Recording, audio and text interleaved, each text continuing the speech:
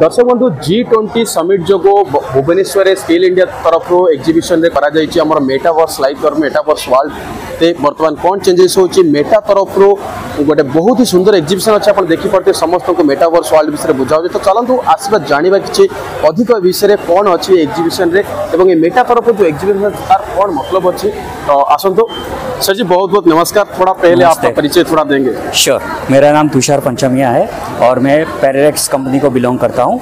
हम लोग मुंबई बेस्ड है एंड हम पार्टनर हैं मेटा के साथ ये इवेंट में।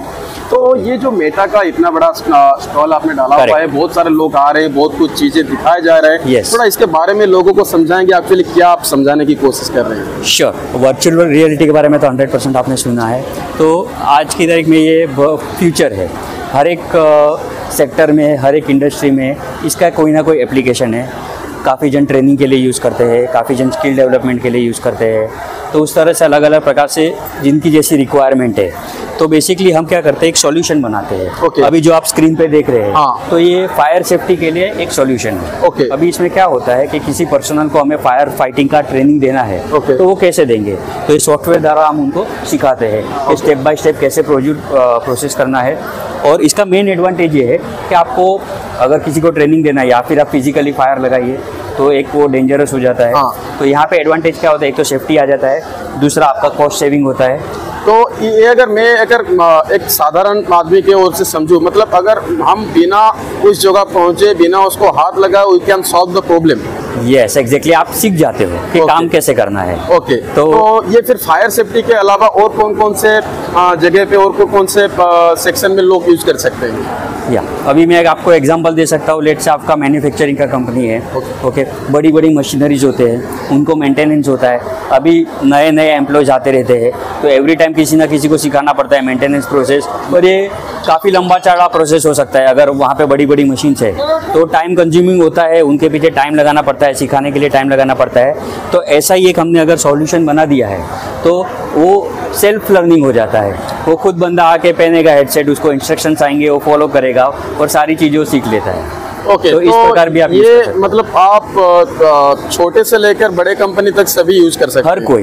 तो इसका जो प्राइसिंग होता है, मैं बस ऐसे जानना चाहूँगा, क्योंकि छोटा जो बिजनेसमैन होता है वो कुछ भी इन्वेस्टमेंट करने से पहले सोचता है कि ये इतना कष्ट मेरे को लगेगा। तो ये कौन सा प्राइस से शुरू होता है, कौन से प्राइस तक जाता है, कुछ थोड़ा सा ऐसे बता सकते हैं? श्योर, अगर मैं सिर्फ प्राइस की बात करूँ तो बेसिकली आपका एक छोटा सोल्यूशन अराउंड 50,000 तक भी बन सकता है। बट इसमें इंपॉर्टेंट चीज़ ये है कि आपका फाइनल आउटपुट क्या है, उसके हिसाब से आपका प्राइसिंग डिसाइड होता है। आपके हार्डवेयर कितने, आपको अगर आपका डिटेल्ड आपको पूरा सॉल्यूशन बनाना है जहाँ पे ज़्यादा जानकारी होती है, तो वैसा आपको हार्डवेयर भी यूज़ करना पड़ता है, वैसा सॉफ्टवेयर सॉल्यूशन में भी डिटेल्स होता है। तो अकॉर्डिंगली फिर उसका कॉस्ट वेरी करता है।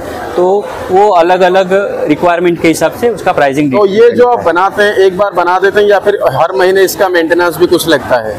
इसमें नहीं, इसमें कुछ मेंटेनेंस एक बार हो जाए तो बस फिक्स है। एग्जैक्टली, एक बार आपका परफेक्ट सॉल्यूशन बन गया तो ये फिर हमेशा यूज होता रहेगा। तो आपका बेसिकली ऑफिस किधर है? हम मुंबई बेस्ड है। तो अभी कितने स्टेट तक आप सर्विस प्रोवाइड कर रहे हैं? हम सिर्फ इंडिया में नहीं, इंडिया के बाहर भी। इंडिया के बाहर? yes. ओडिशा में कितने क्लाइंट्स है आपके? ओडिशा ऐसा स्पेसिफिक नहीं होता है, बिकॉज हमारे जो क्लाइंट्स है वो इंडस्ट्रीज होते हैं और उनका तो सब जगह लोकेशंस होता है। ओके, तो कितने साल हो गया ये जो टेक्नोलॉजी को मार्केट में लाए हुए आपको?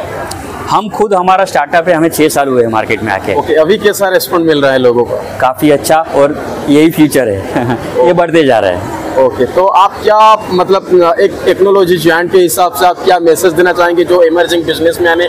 क्या कौन लोग इसको ज़्यादा यूज करना चाहिए आपके हिसाब से?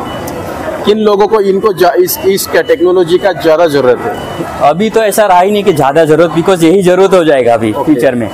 सबसे एडवांटेज ये है कि आज छोटे से छोटे बच्चे स्कूल में आप देख सकते हैं कि ये टेक्नोलॉजी द्वारा उनको अच्छा कंटेंट द्वारा सिखाया जा सकता है। आज एक एग्जांपल लेता हूँ, हम कोई गांव का स्कूल देखते हैं जहाँ पे हम उनको बड़ी बड़ी चीज़ें सिखाते कि ओशन से, माउंटेन से, बट उन्होंने कभी देखा नहीं है। और यही एक्सपीरियंस हम उनको दिखा के करते हैं तो फ़र्क पड़ जाता है। तो लर्निंग से लेके एंड यूज़र, बड़ी बड़ी कंपनियाँ, हर कोई इसे यूज़ कर सकता है। Okay, thank you so much for giving. Thank you very much. Thank you so much. Thank you.